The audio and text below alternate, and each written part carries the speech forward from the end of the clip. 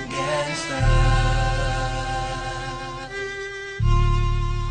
Buhay ng gangsta. Pumasok ng gangsta sa edad ko 14 years old. Tinagap ko 30 second na soccer, matay blindfold. Halos sumabog ang shoulder, tiklop ko para folder.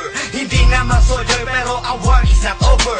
Aking burning forever, nasa magkabilang daliri. Mga tusok ng karayo, marka ng mananatili. Alam ko mali pero buhay ko dito naging makulay.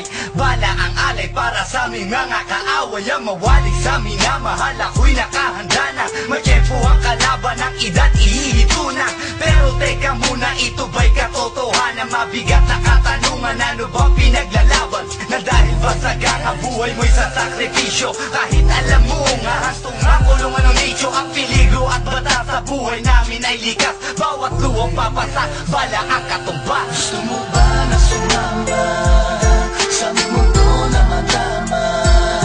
At may halong lungkot at saya, at may kababala ang pagtubos sa sala ng iba. Ang kaligtasan sa isa't isa inasa. Yan ang buhay ng gangsta. Yan ang buhay ng gangsta.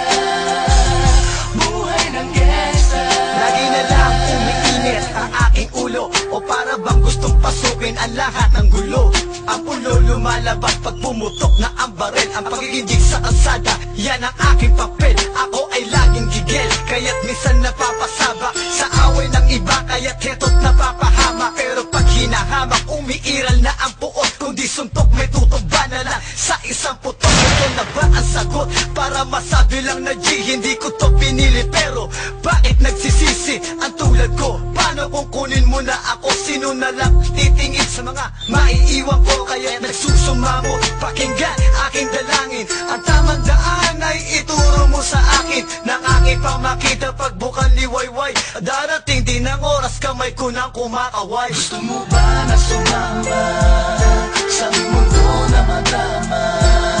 At may halong lungkot at saya, at may kababala ang pagtubos sa sala ng iba. Ang kaligtasan sa isa't isa inasa. Yan ang buhay ng gangsta. Yan ang buhay ng gangsta. Buhay ng gangsta.